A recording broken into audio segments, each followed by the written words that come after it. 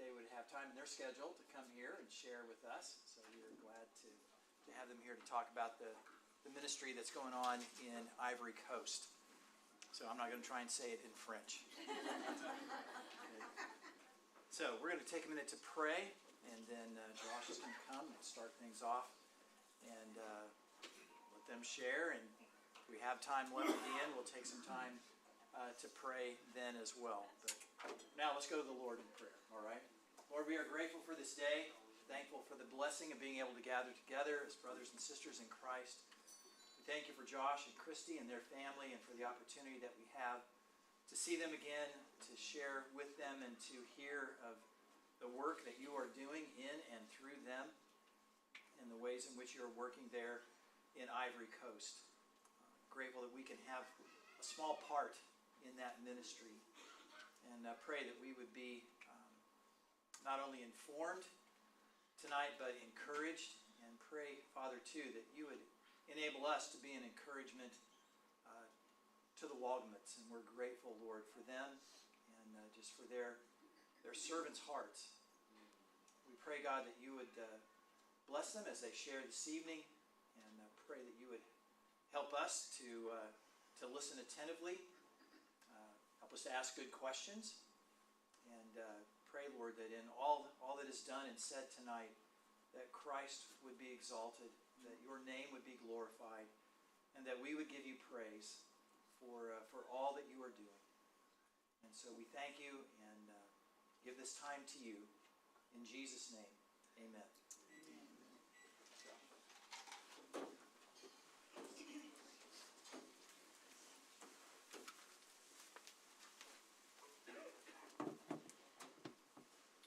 While I set up, I'm going to have my wife sing a special for you.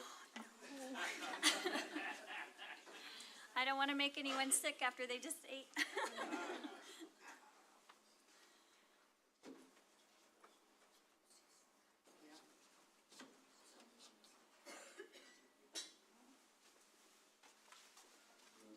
Maybe we can do that. There we go. Well, in all honesty, I came for Taco Wednesday, but since we're here, we'll share some pictures. So, no, it's really good to be with you all here. There are some familiar faces, but it's been about 5 or 6 years since we've been stateside, well, here specifically in Oklahoma City. So it's great to see you all tonight and just hang out. Let our kids play together and hopefully not break the church. So we'll see. Night's not over yet. So we are Josh and Christy Wohlgemut. And this is our family. If you haven't seen our boys yet, that picture was taken only, a few months ago, but Jack's already taller than my wife, so she's very sad about that, and he's very happy. So anyway, we're here to share with you a little bit about what these last few years have been like for us, what we've seen God do in the country of Ivory Coast, West Africa, and just hopefully be an encouragement to you.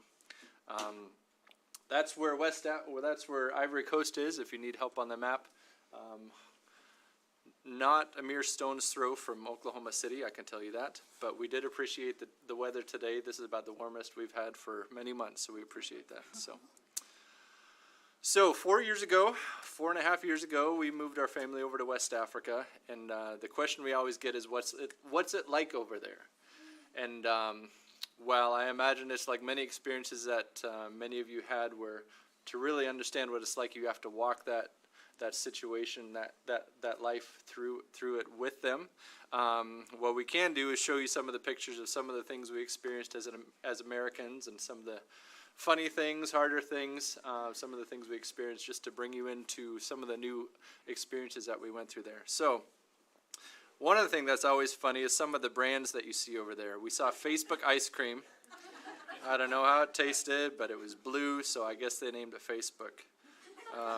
Here's some of the funny brands too. We had Obama biscuits, we had Rambo insecticide, and we had tissues with the brand name Achum. I'm glad you get it. And my all-time favorite was Foot Gum. Yeah. We never tried it, but I think it has something to do with like football, which is what they call soccer, or their name for soccer. Anyways, so fun experiences, a lot of things to learn. Also, if you're going to go overseas, and you're taking your wife with with you, make sure you get yourself a good strong wife if she needs to pound the food to a pulp. So, Almost dropped it all in the dirt. no. It's called inyam. It's like a long starchy potato, and they pound it up and roll it until it looks like a ball of Play-Doh, and then they dip that in sauce and eat it. It's just like mashing potatoes. We also get our share of critters over there my wife doesn't like. So I think there was 1 week we lost, about 3 snakes lost their lives in 1 week, and then one time I think they even found a snake in one of the bassinets in the hospital. So There was no baby in it yet. there's no baby in it yet, but he was waiting. We also get fun gifts. I walked home one day. I came in the kitchen and I heard this clucking sound in our kitchen cabinet. Someone had given us a chicken as a gift. It's a very typical thing to do over there at certain times of year, so that's fun. Some of the makeup is different over there. Some women put makeup on their feet. My wife got to try that once. I think that'll be the last time. Yeah. Some of our shopping looks like this. If you want to buy material for clothes, that's what it would look like. If you want to buy spices, right there on the side of the road, get all sorts of different spices there. This would be your local meat market. Yeah. Flies included. And if you want to get a pedicure, you can do it right on your motorcycle there. There's these guys that walk up and down the road clacking their scissors together.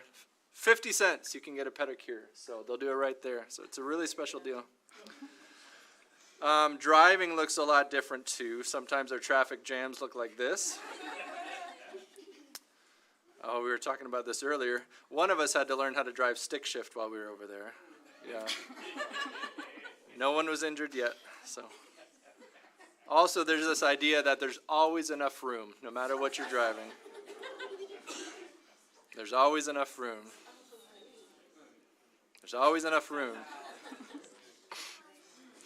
This is one of my most memorable days, too. No one likes the DMV in the U.S., right?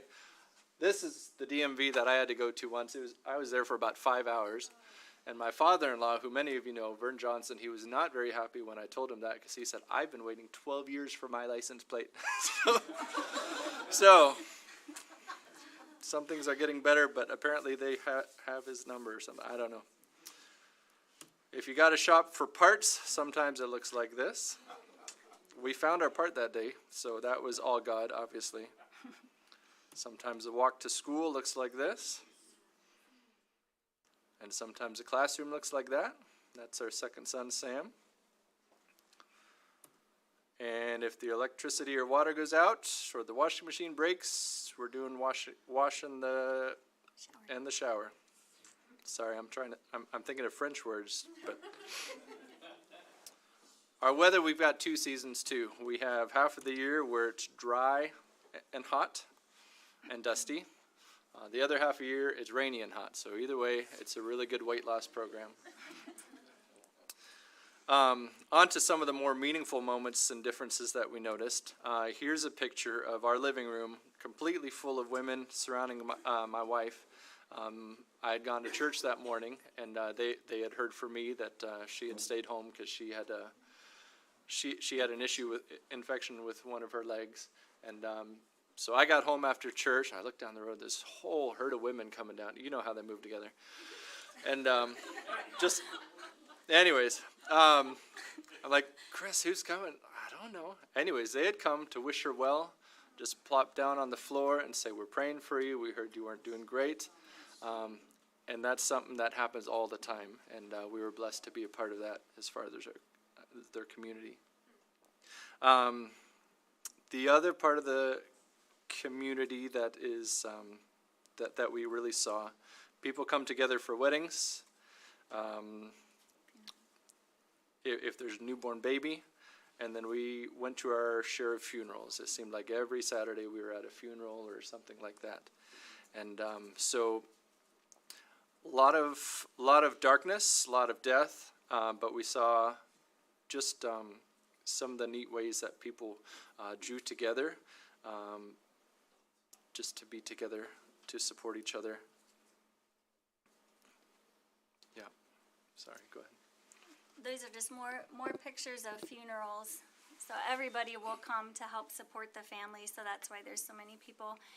But after we had kind of gotten used to some of the external things, like what they wear and what they eat, then we started to get to know them on a heart level better and what they believe. And so Islam is increasing in the country. It's almost half of the people in Ivory Coast right now claim to worship Allah. And we would be woken up every morning from 4 or 5 different call to prayers just around our house where we were. And so even while we were there, there were more mosques being put up. And so we definitely feel that influence, and we see the patients and their family members praying right outside the hospital walls. But even more than that, people believe in the spirits. It's a belief called animism, and so they believe that there are spirits in the trees, in the ground. Spirits explain everything that they do, from how people get wealthy to people getting sick. And so they spend a lot of their time, money, and efforts in trying to appease these spirits. This little sacrifice, they often put them at the crossroads. You'll see them at stoplights, on paths, and they can be anything from leaves to milk to whatever the medicine man told them to put there, depending on what they were asking for. And so you just see this fear driving so many of them. And this is another one of their spirits. They would call it a mask. Some of them you're not allowed, the women aren't allowed to look at. Some of them you can get beaten if you're caught looking at them. This one would come out to kind of help move things along if they're building schools or cleaning an area up or working in a field. This lady was brought to the church by Christians. Some people would say she had a curse put on her, or maybe that she was possessed, but that they were praying over her and taking care of her, just not really being sure. And I was talking to someone one day, because a lot of times you would see homeless people walking up and down, it's almost like they had lost their minds, and people would say, oh, that's because of the spirits. The spirits asked them to do something, they didn't fulfill their obligation, and so they lost their mind. And I thought, if they were in the States, some of them probably, they would take a pill in the morning and a pill at night, and they would probably be okay. There are ways that we know how to help people, but the spirits for them informs everything. They believe it causes many of the problems in their life. And so it was into this darkness that missionaries came in the 1960s to start a Baptist hospital in the northern part of the country. And that's where Josh and I went to work. And the main goal in starting this hospital was to give physical healing, but also to help introduce people in this area to Christ. And it reminds me of a verse that means a lot to me in James, where it talks about, suppose one of you sees a brother without clothes or without food and says to them, go, be on your way, be well fed, but does nothing to meet their needs. What good is it? And so this hospital is meeting physical needs and spiritual needs at the same time. I'm a nurse, and so when we got over there, I hadn't intended to work with babies. I would cry over here when we'd have to start an IV on a kid, and so I always thought if I could avoid pediatrics, I would prefer it. But there was a need, and so God moves you to where you're working past your limits, and that was definitely the case for me. I learned a lot, and I spent a lot of time in research because I hadn't been trained in it. But I cared for the premature babies over there. So here's some of them. I just like pictures of babies. These are 3 sets of triplets that I took care of while we were over there. The lady who's sitting there with the 3 of them, she had one baby with her first pregnancy, twins with a second, and then triplets with the third. So he said, be careful. That's why she looks tired. But they all did really well. Our hospital there in the north has a really great reputation and is probably the only center in the northern part of the country that can successfully treat premature babies. And so I was really privileged to be a part of that. And not only just because of the good reputation, but because they would stay until they could get to 2 kilos, or almost 4.5 pounds. And so you would have a month or 2 with the babies and with the moms, and there's time to build that relationship and to talk to them. And when the babies would go home, you could tell them, because the resources are so limited, you could say, it's because of God that your baby's going home. God healed your child, and he has a purpose for them. And you would have a lot of conversations like that. They would get to hear the gospel. There's also a lot of education going on. There's still a lot of deep-rooted, I don't want to call them old wives' tales, but there are certain things like that that you can kind of help. Like there are better ways now to take care of your baby and to keep yourself healthy and to just kind of empower the moms to be able to take care of their kids in village settings. I also had the joy to work at a clinic about 30 minutes from the hospital. That it was started in a Muslim village, and the story of how this clinic got there is pretty amazing as well, because the people there are pretty hardened to the gospel. But a French missionary was able to go in and by God's grace started a small church, and he started this clinic. And it's been such a great way for people to come to be able to be healed. It's one of the only safe places that they have to hear the gospel. They'll put on music videos or parts of the Jesus film in the tribal language. And I remember looking up from the desk one day, and one lady who was waiting to be seen just had tears rolling down her face. It was the part where I think Jesus had healed Mary, and Mary was just, thank you, thank you, thank you. And I said, Mother, why are you crying? And she said, it's so good, it's so good. And you just think they won't have a chance to hear that anywhere else. So that was an amazing experience. This was a young man, Adama, that I trained. I'm a registered nurse. I'm not a nurse practitioner, but I was trying to train him to be one because there's nobody else to diagnose or prescribe medication there. So I provide the resources, and we talk through things as far as what I knew. And he has such a heart to see his people come to the Lord. He was Muslim himself before the French missionary came. And when Adama became a Christian, he was persecuted. His dad kicked him out of the family, and he was beaten. And yet I saw him every day. He would invite more people to come to faith and to walk that journey, the same one that he had walked, because he knew that it was worth it and it had made such a difference to him. And now he has such a reputation in the village. Before, he was so angry, and now the people say he loves us so much, and they can see the difference that Jesus made in his life. I myself, I got to get my hands dirty quite a bit. I do ministry with my hands, and one of my passions and desires in going over there, overseas, was to serve others and serve other people who are on the front lines themselves. And so I got to have my hands in a lot of different projects. For example, churches that were well off grid and they wanted lights in their church so they could do literacy programs at night to read their own language. There just was no power there, so to help them set up solar panels and stuff like that. Missionaries well off the grid who have a whole fleet of computers they need to power because they're trying to translate the Bible. They're well off the grid, and so they need stuff like solar panels and solutions like this. So I enjoyed being able to do some of that.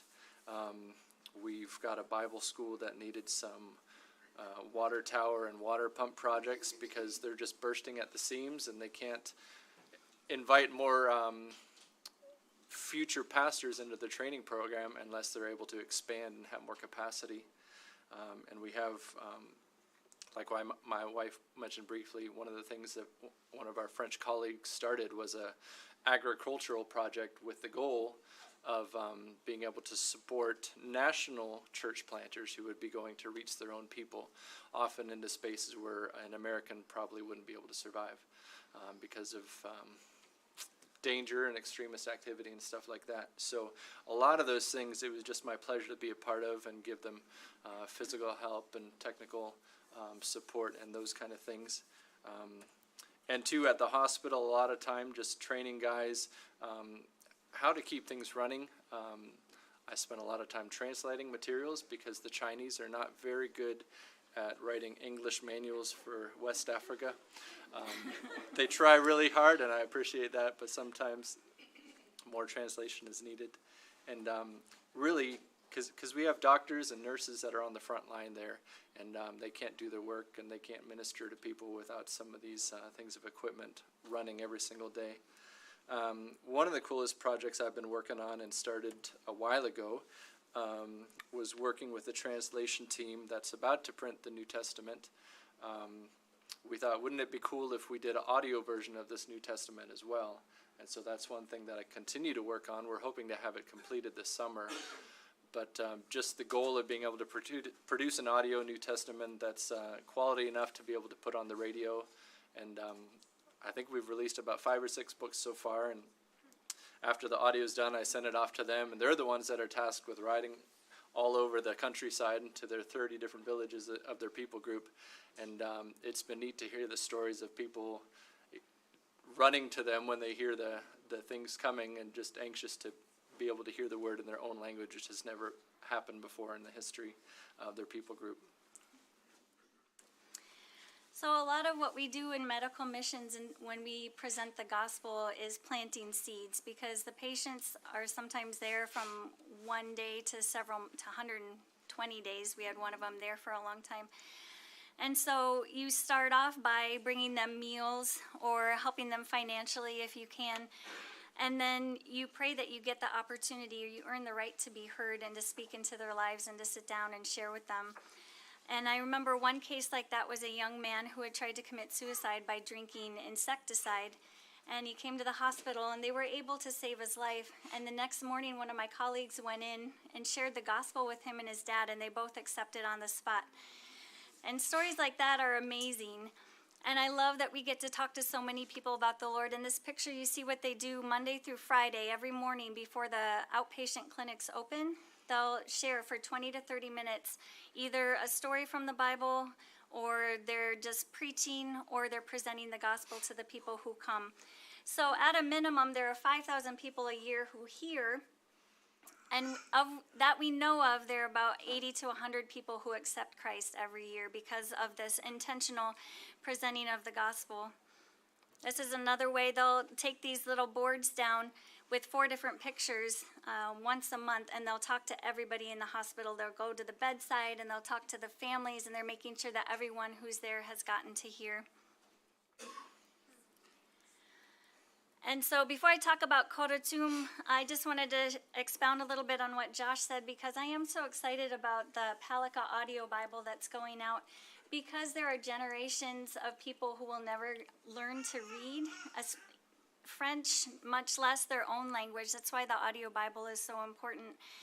And the team that was taking the little memory card around to each of the villages, they would get to sit down with each of the chiefs, because if the chiefs don't accept it, then nobody would be able to accept it in that village. And they would get to listen to Ephesians or Mark or Acts. And I remember they said that 1 week after that they delivered one of these books, one of the chiefs had passed away, and the team just had tears in their eyes. They said that was the first time that man ever got to hear the word of God. And they said, can you imagine if we hadn't gone, or something had kept us from going? And they were so thankful that at least he'd gotten to hear one time. They said, we've heard so many times, and he only got to hear once. And so it's such a challenge to us, and we're so thrilled for the way it's being received.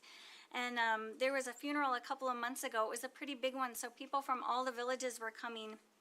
And my mom's team, they took the book of Romans, and they played it on the loudspeakers, because the funerals there, they go all night long, and they'll dance, and they'll sing, and they'll speak, and different things like that. And so the team decided just to play the book of Romans, and there was a Muslim religious leader who was there. And when he heard it start up, he sat down in a chair right next to the speakers, so that he could hear better, and he kept shushing all the kids because he wanted to hear it and scooting closer. And they said after that time, like they said, everybody's talking about it, like in the whole canton, all the Palika people are talking about this word of God on audio. And so that is one of our big prayer requests, that you'll pray as the word goes out. We know that God said it won't come back void, but that God will cause it to take root and to bear fruit in people's lives. And so I had mentioned also the clinic that I work at in Wolo, and how hard-hearted that people group is. There have been 2 or 3 people who have gotten saved at the clinic, and to me it's so significant, because it is so hard to reach people in that area, and we're so thankful that we're able to be a part of people hearing the gospel. And this is Korotum. She got saved at the hospital from listening to missionaries and having people pray with her. And she had been really struggling with depression and a lot of stomach issues, and we were able to help her and come alongside her, and she became a Christian. And the church has just kind of embraced her as a family. And so the picture on the left is of her burning her, her idols, the things that she would use to worship the spirits before. She brought them to the front of the church and burned them in a little ceremony, and the church sang Christian songs and danced with her. And you guys have had such a big part in all the things that are happening over there. And you sent us there, and we do feel your presence with us when we go into hard situations. We know that you're praying and that you're keeping us there. And so maybe you won't meet them on this side of heaven, but you're going to meet your sister one day in heaven. So thank you for your faithfulness and for being a part of that. Just a few prayer requests. There's a lot of hard that's happening over there. There's a lot of amazing, joyful things that are happening there at the same time. This one is personal and kind of close to home. This is our son Micah. He had some breathing issues over the last few years, and we've been able to find some solutions here in the States while we're back. And turns out it looks like he has asthma and some allergies to different things. So we're praising God that we're finding solutions, and we're going to continue to pray that some of those issues don't resurface over there, because a lot of medical cases are just harder to deal with in West Africa, away from some of the things we appreciate here in the States. This is my mother-in-law, Denny Johnson. I would like you guys to pray for this team. This is a team that's been working with her for years on translating the New Testament. A lot of these guys also are tasked with taking these audio Bibles out to the different chiefs of the villages. So pray for those that go out. Pray for boldness for them, as well as all of us who work there. My wife touched briefly on like some of the persecution that happens. Persecution is very real. If you become a believer over there, in certain communities, especially some of the Muslim communities, you more often than not, you will be kicked out of your family, which means you lose your source of income, your house, your whole family, which is everything. And so in some of these places where there is not a huge Christian presence, there are not too many places for them to go. So when people do come to Christ, they know what they're getting into. So pray for that. I would ask you to pray also just for this region of the world, especially West Africa, north of us, in this area up here. Burkina Faso and Mali north of us, there's been a lot of extremist activity over the years, and some of it has gotten a little bit close to home, and just the Ivorian government has been doing their part to try and keep some of these things at bay. But scary times for some people. I talked to one man recently, his village just across the border, he said, my village isn't even there anymore, like it's just been completely demolished. There's not a single house still standing. And so, but in spite of all that, all the hardships and threats, we look back over the last few years and just seeing how God continues to be faithful, even in dark times, especially in dark times. So I want to leave you with this verse that I've really come to appreciate. It's in Luke chapter 1, verses 78 and 79. It's kind of a short prophecy of Jesus, about Jesus by his father-in-law, his uncle, talking about what Jesus coming on earth is going to mean to the world. And it says this, and he shall visit us from on high to give light to those who sit in the darkness and in the shadow of death, to guide our feet into the way of peace. So over and over again, we saw dark times, we saw dark things, we saw hard things over there when we were over there as a family. We saw everything from political corruption to poor new mothers trying to figure out how to feed their baby, trying to convince their families that they should keep the baby, because a lot of times they're forced to decide between giving medical care to a newborn or feeding a child they already have that's healthy. And so some of these conversations and situations are pretty hard and bleak.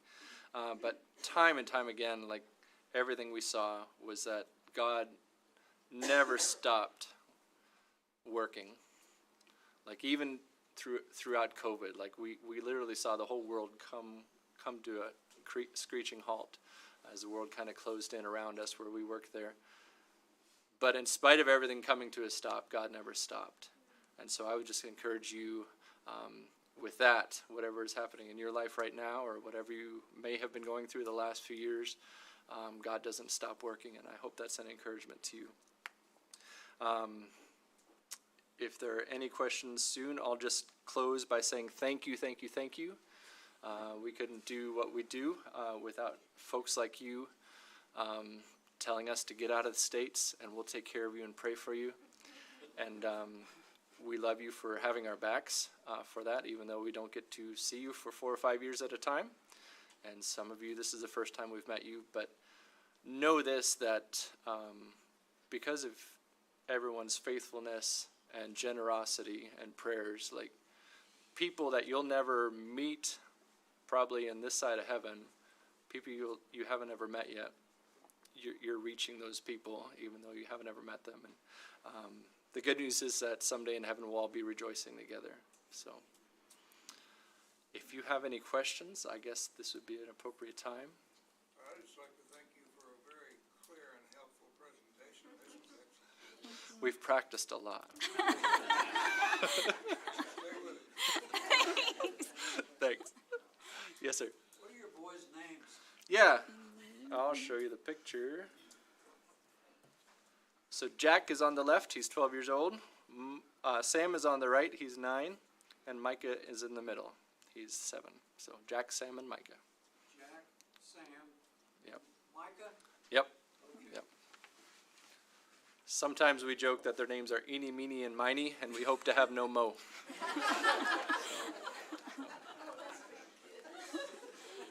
are your plans from here? Where do you go from here? We'll go back to Missouri and then we'll keep traveling until the end of April. Yeah. You head back farther the coast at the end of April? Oh, mid-July. Mid-July? Yeah, the boys asked to stay for another July 4th, see the fireworks, so. Michael's age? Micah is 7. Micah is 7. Yep. Yep. Yes, sir. How often do you get to see your folks? Quite often. I think this last stage, like we were next door neighbors for most of it. So, but typically when they live in the village, they're about half-hour drive away from us. So, enough where we can bug them on the weekends or, yep, yep. What's a school day like for your boys? Yeah, so our kids, when we were in language study in France, they did really well, and so we ended up deciding that we were going to put them in a Christian French school just across the road from the hospital. And so they did that, and it was, man, there was a morning class, then the French system has a 2-hour break in the middle, and then a few more hours in the afternoon. But yeah, a lot of interesting times. We all had a lot to learn through that process. Well, the kids some of them had never seen a Western kid before, and so they were really curious about their hair and their skin and different things like that, and would laugh at their accent. And so some of our boys could laugh it off, and other ones couldn't. So it was kind of a learning curve for sure. But yeah. Sorry. Yeah. Yeah. Did they have a hard time learning the language? The boys? The 2 oldest ones did really well. Sam was first in his class one semester, I think, and so they picked it up pretty quickly, but the youngest one, didn't really at all, because he was too young really to start when we first got there, and kind of bounced around from like preschool to kindergarten and didn't really learn. Well, he literally bounced around too. Well, yeah. Apparently he was singing and dancing in class instead of Well, singing. so. they sit for so long. There's not like the getting up to play games and things like that. The structure is that one subject, you write a paragraph on the board and the kids copy it down, and then the teacher erases it and writes the next paragraph for the next subject, and they copy it down. And so our boys had a little experience with writing already, so we're kind of proficient. And so they would have to sit and wait for the rest of the class, and it was a little bit harder, I think, for Micah to sit still. So he made his own entertainment. Yeah. Yeah. Geographically, about what longitude are you on, or latitude? The one that goes round and round. Yeah. Well, I don't know. I'm assuming that middle line there is the equator, so we're just north of that. Well, you should know. You I grew don't up there. know the latitude. 2 or 3 degrees north, I think. That's a good question. I'll have to look that one up. If Well, then with your days would be pretty much 12 hours daylight, 12 hours night. Yeah. I think they're 5 or 6 hours ahead of us here. Yeah, So, Yeah, but as far as the length of the, Yeah. yeah, Yeah. you'd have 12 hours to deal at 12 hours. yeah, it's like 6 to 6:30, and then the other half of the year, like maybe 6 to 7:30. It doesn't change a whole bunch. Yep. The sun goes down real quick when it goes down. Feels like it. About this fast, I think. Yeah. I have some homework to do. Next time we're back, I'll have answers for you. When I had, along with Ron, when we had an opportunity to go to the jail, we were just south of where you're. Hmm. And that was one of the things that, I say his name, Dwayne Howell, that's one of the things that he said, he said, it's gonna be 12 hours Yep. each. Yep. And that was pretty close to it. Yep. When the sun went down, it went down, there was no, twilight, Oh, yeah. either up or over there. Yep. Yeah. Yep. Yeah. Sorry. Yes, sir. Have you seen a greater success over time with creating homegrown missionaries? Like national missionaries? That is something that the national church is just now learning, and it's really exciting to see. But one of the things that has been hardest for them to learn is that this idea that to reach a different people group effectively, you need to learn their language and culture. And that's harder for them to understand because it's a lot closer to them than it would be for an American coming in. But it's been really exciting over the last few years, just the fact that they are now doing missions. Like 3 years ago, it wasn't happening. 2 years ago, it was. And so there's this training program in place, and they sent out the first 3 couples last year, I think. And so, yeah, it's a new thing, but it's really exciting that they're grabbing hold of it, because that means it's not just a Western man's culture, Western man's thing anymore. Like, this is God's program, and so, yeah, it's really neat to see. But yeah, I mean, you're talking, the first missionaries over there were probably there in the 50s or 60s, and so Western missionaries, yeah. So how much of a foundation the people before us had to lay, and the things that they saw, and just putting in grinding hours just to see some of these things to come into fruition. We have an older nurse over there. She retired like 15 years ago. She's 82. But some of the stories she tells, like one of the biggest lessons we learned over there is just the fruit and the benefits of long-term ministry. Because some of these people like her, like she gets to see things that took 30, 40, 50 years to happen. Or like my wife's parents, church planting with the Palika people, like they were there in the mid-'80s, and now we're talking about printing a New Testament. Like, I don't know how many English Bibles I have, but they don't have any yet, and I've really come to appreciate people who are willing to put in those long hours for that tedious work to get scripture into those languages. That was like 4 rabbit trails. I hope you got an answer. Yeah. So you showed the slide of the lady who's burning her spirit idols or whatever you want to call them. Yeah. Is that pretty typical, or do you see like these new Christians kind of trying to merge their animistic beliefs with Christianity? You see both. Because our church is right next to the hospital, you will see people start to attend when they have loved ones who are sick, and for them, God is one of many. And so they're like, whatever I can do, whoever I can reach out to, and then you won't see them again after their loved one gets better. Or they will try to mix both together, and they'll still keep worshiping the spirits and worshiping God. But we have had several ceremonies like this at the church where people will come and they'll burn them. Yeah, it's like everyone stick outside for after the service. We're going to burn some idols. So, yeah. Not something I've seen in the States, but, I mean, it happened at least a half a dozen times over there while we were there. I mean, for me, it was really powerful to see that, I think, But I mean, to see everybody rejoice with them. They're not doing it alone. It's as a community. They're doing it together and praising God. And, yeah. Yeah, people will mix their worship of the spirits with their worship of Allah, and it's just, for them, it's kind of whatever we can do to try and make our lives better or to keep our kids healthy. And yeah, that's why having that relationship and being able to ask questions, like even asking questions that make them think, why am I doing this? Like, is it really working? Well, it's not. Well, could there be something better? And so, yeah, that's been really exciting. Do you have a question? Yes, the government, does it have anything, I mean, does it encourage you all or does it discourage you all in presenting the gospel? Yeah, it's a little bit of both. The government really likes outside help because there are a lot of NGOs in the country, and being a poor developing country, they appreciate that their people are getting taken care of for low care. To answer that part of the question, they're very open to us preaching the gospel, pretty much no matter where we are. The government is. We've seen a lot of times where politics get in the way too, like our hospital being a Christian evangelical hospital. Through the years, like they're still working on it. Like all the pharmacies and the whole medicine network in the area have kind of banded together to block them out of that system. And so there's a lot of prejudice trying to block us out of the system. And so that's tough to see.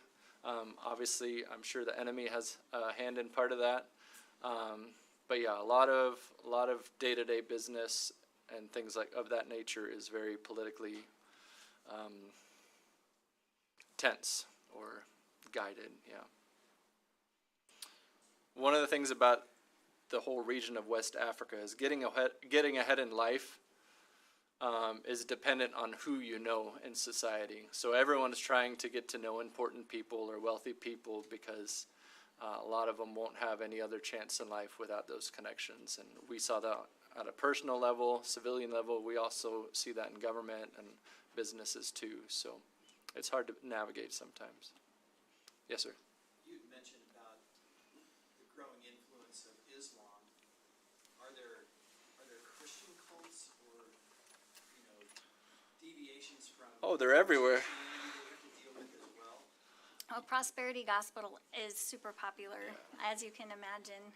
People want to be able to believe that if they believe the right thing, that they would be able to make it out of poverty, things like that. Charismatic movements are pretty big, more down in the capital, I think, than where we are. But Yeah, we had a healer preacher that came through right before we left, and that sucked in a lot of people. And then a lot of people, some of them even paid decent amount of money and were kind of ashamed at the end, realized it was just kind of false gospel. So, yeah. sorry, yeah. Do you have any problem with Muslims or physically attacking y'all? Right. No, our Islam brothers and sisters, they're,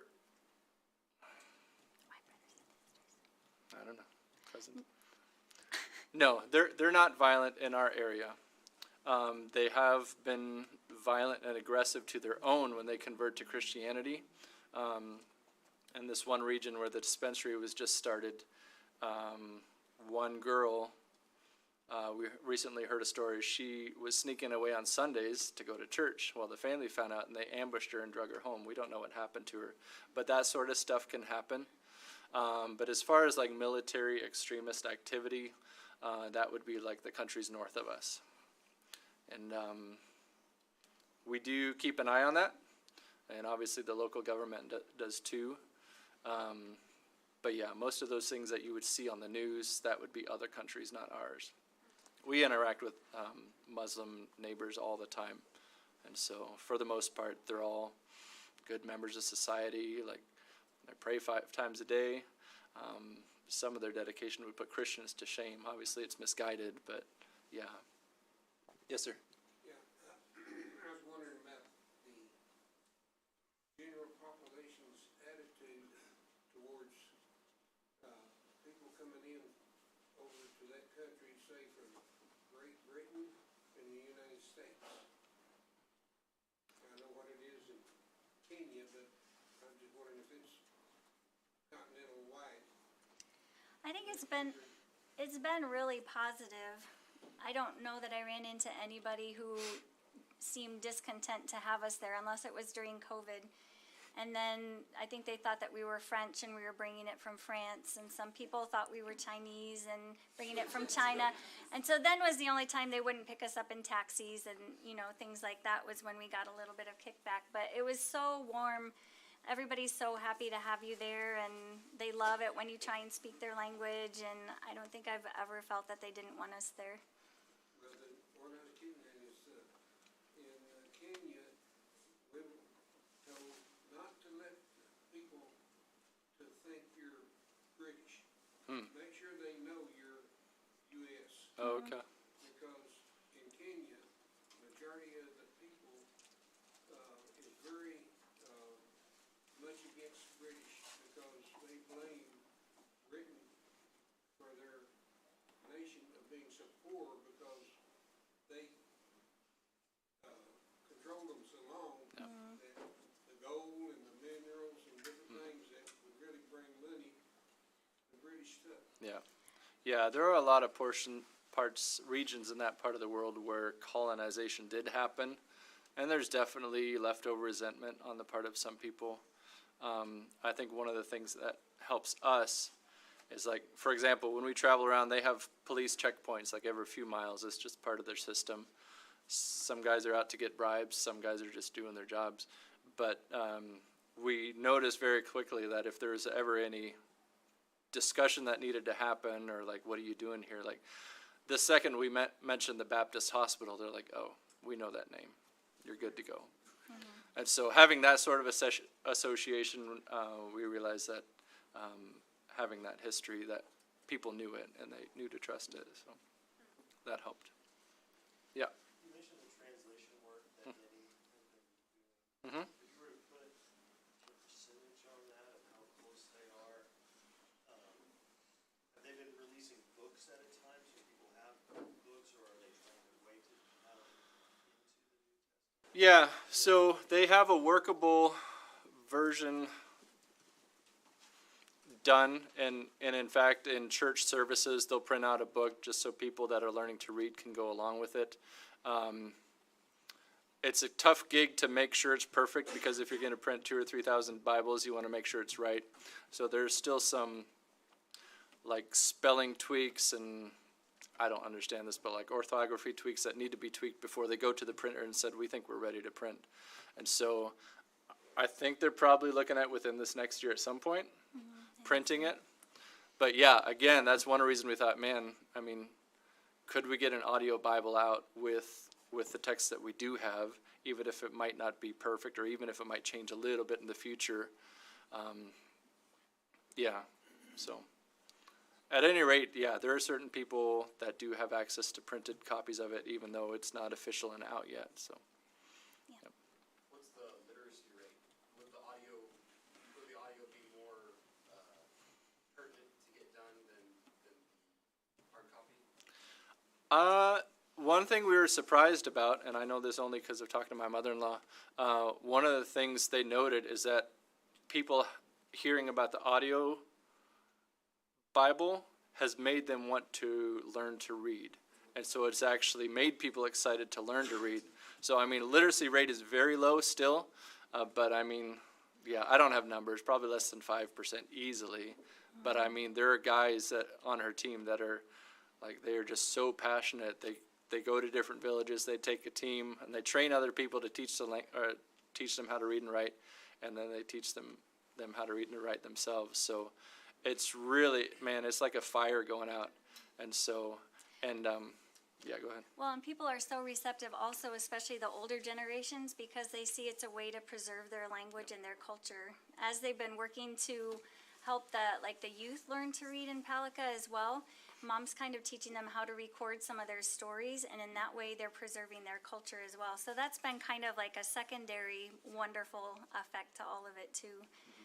Yeah.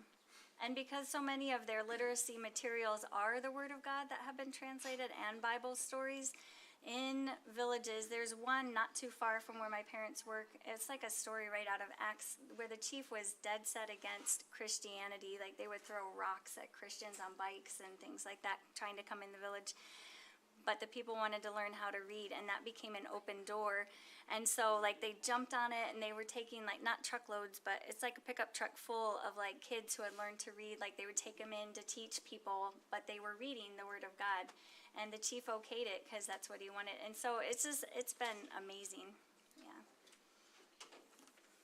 Yeah. Do you primarily speak in English in your everyday or French or?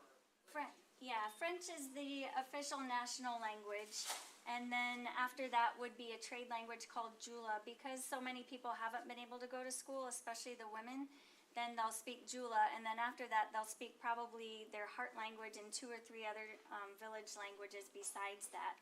And so it's really a big melting pot. And so in trying to interact, especially with the women, sometimes I do have to get a translator because they won't understand French, and I'm learning Jula, but I don't speak it yet. So.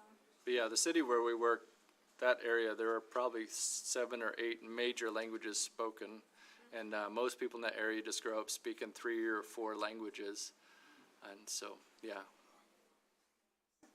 It's so funny to me because they don't realize that they do it. Some of them would say to me, "It's amazing you speak English and French and you're learning Jula. I couldn't do that." I'm like, "You do that." And I say, "You speak this one and this one and that one." They're like, "Oh, I do." Sometimes I feel like some part of my job is telling them how wonderful they are. So, yeah. Yes, sir.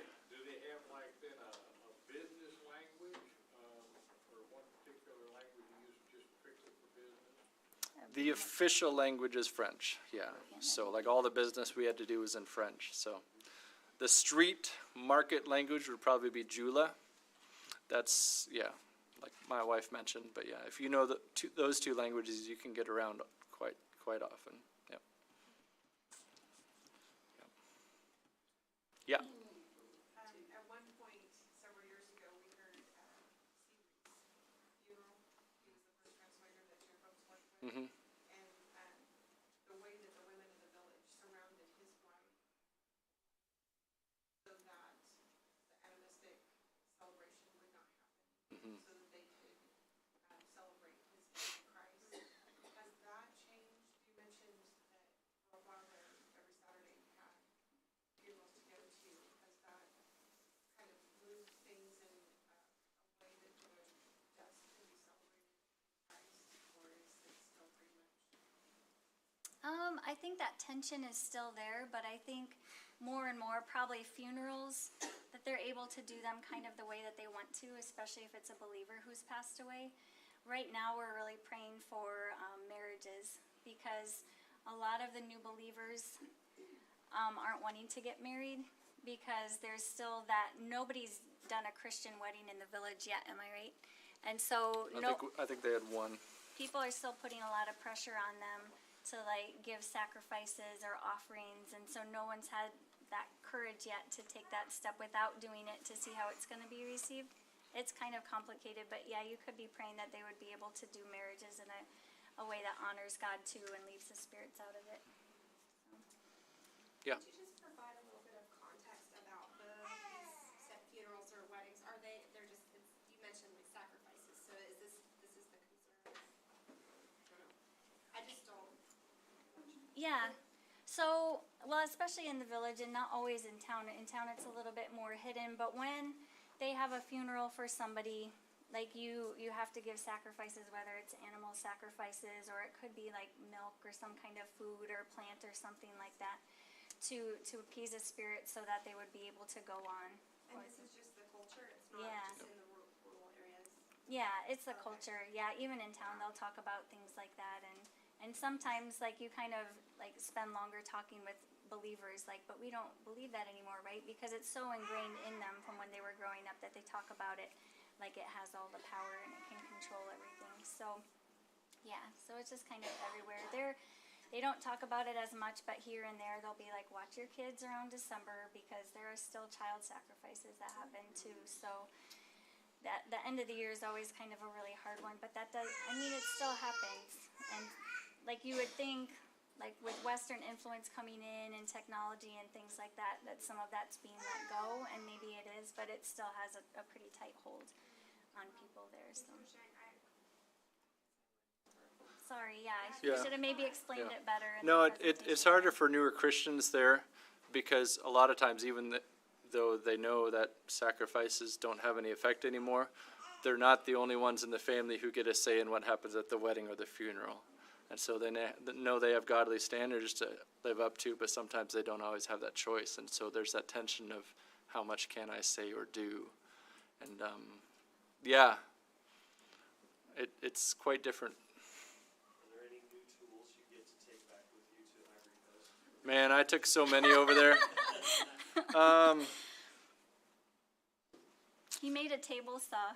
I made a table. Oh, that was for the hospital. Yeah. Yeah. Well, it was a redneck table saw, but yeah, I took a skill saw and we screwed it to the bottom of a table, and that became our table saw. But no, I took quite a lot over in the first place. A lot of stuff I'll be taking is just like replacement blades and stuff like that. So, thank you. I appreciate that question. Yeah. Yeah. Do you have any material needs that could, like, is there a list somewhere, something that can be provided prior to going home? Like, I don't know how many check bags we had. Yeah. I don't know. That's kind of a loaded question. I mean, the hospital always has material needs. We have a contact in Missouri. We got back from our first term overseas, and he said, come to church. We have 70 boxes of medical supplies for you I got from a hospital. I'm like, whoa, okay. So we're in the middle of trying to figure out how to get over there, because even like a 40-foot container costs like $30,000 to get over there with customs and everything. So we're trying to be good stewards and not waste this stuff, but we're also trying to be good stewards and not spend exorbitant amounts of money to get it over there. So that doesn't answer your question, but that's one of the things that I've really struggled with too in my whole time in the tech world over there, is like, what are solutions in the country that we can find? Because a lot of times in the north, it's just kind of backcountry thinking, because that's all they've ever been able to afford. Like, there's no preventative maintenance in anyone's mind, because they've never been able to afford to think about these types of things. So I would like to be able to tackle that a bit more when we go back. Like, okay, what can we find in country so that we don't have to ship containers over there and stuff like that. So yeah, there are material needs. It's just hard to get stuff over there at this point without spending a lot of money. Preemie diapers. Preemie That's diapers. an easy one. It doesn't take up a lot of weight and space in the suitcases, and they always need those. We've got a picture of a baby with a regular, or a preemie with the regular baby diaper on. It was up to here. So, should have cut it in half. I don't know. Yeah. Yes, sir. Infrastructure, so do you guys have consistent, reliable things like internet? Yes, because everyone there loves their cell phone, even if it's a cheap one. So the cell phone companies are always in competition. As far as other infrastructure stuff, electricity was rough when we were over there. There was a month and a half where the power out in town. This is a developed town. It was out from 8 a.m. till 5:30 p.m. every single day. And so that was tough. We have a backup generator, but even that was struggling. So power sometimes not great. We spent a lot of time on the water tower, the well pump, not only troubleshooting, but training my guys to be able to keep things running. If you don't have power in a hospital or water, it's yeah. We had a guy on the table once in the emergency room and the power went out. The OR. And the generator. It was the OR. The OR, sorry. It was open. The power went out and then the generator broke, and so that was a crazy day. But He took off for the next town to get the technician, and one of our friends had just been held up on the road because it was a holiday, and the guys had put a bullet through his car, and I didn't want him to go, and I was like, Josh. Anyway, God protected him. I prayed, though, really hard. Yeah. I drove fast, they missed. Yeah. Yeah. Have you guys considered, do you guys need like worker, would you be, how do I? Come. Yeah. That's Yeah. would you be interested in hosting like you have a hospital, but like a clinic, or, I imagine you do that often, but, Well, COVID kind of we had some teams that were going to come, and then COVID kind of shut everything down for the rest of our time. But yes, the hospital welcomes people who want to come, short-termers, people who just want to get an idea of what's going on. Yeah. And they are really short of personnel right now. There's no surgeon, they're missing several doctors, there's no specialists. So, yeah, just be praying for personnel, the right personnel who will help bring the hospital along spiritually as well as professionally, so, yeah. Yes, sir. You spoke about being warm over there, and yet I've seen some of the infants had some type of a hat on. Is that something that is, They're just even though it's warm? they're just cool-headed. No. I'm not a nurse. She's gonna answer that. No, well, we want to keep the preemies warm, and so they can't really maintain their own body temperature yet without expending a lot of energy. And so somebody here actually knitted those hats for them, and so that's been a really great way to say she did this because she loves Jesus and wants you to love him too, and in that way we can give the babies value. They don't even have names until they have a ceremony at home, and so the whole time they're with us, they don't have names, and so I'll give them little names like from the Bible or based on their personality. One baby kept surviving, we had to keep resuscitating her, and so my little housekeepers who were with me, they're like, wow, God is marvelous. So we gave her the name Marvelous. And so different things like that to show the moms and to talk to the moms about him and say this baby's important. And so, yeah, they eat that up, they love that. I love that. Well, I kind of got a secondary question to that, is that how easy is it then? My wife has started a mission sewing ministry and making these loom hats. And, well, I guess you're knitting those, aren't you? Some of the infant hats or crochet, all right. So if those are prepared, how difficult is it for you to receive that type of help? Or is there a big import tax on that? Those are pretty easy because they're light, and if there are people going back and forth, we'll let them know, and they can be sent to them and put in a suitcase is usually how we get them over there. But I think like even mailing's not too bad if it's not too heavy. It just takes about 4 weeks or so. Yeah. Yeah. It all depends. If it's heavy, they tax through the nose. But yeah, a lot of that stuff we just try and time it with someone that may be coming over and have room in a suitcase. Yeah. So. Okay, well, we'll try and get together on that thing. Because That'd be great. she started that, and we may have some other ladies that They love that kind of stuff over there. Yeah, it's really meaningful. Thank you. We're gonna stop for now. We can talk to them after, but we need to be sensitive to people with kids and people that are in the nursery and all of that, okay? I thought we were gonna leave our kids here. Are you? Yeah. Well, that's fine. I'm not gonna take them home. Oh, But there may be someone that will. There was some lost in communicate. All right.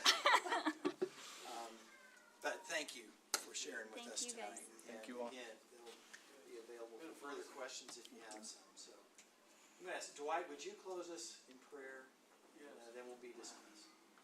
Father, what a blessing it has been tonight to hear how the gospel is being spread throughout the earth, and especially in Ivory Coast and this location where Josh and Christy minister.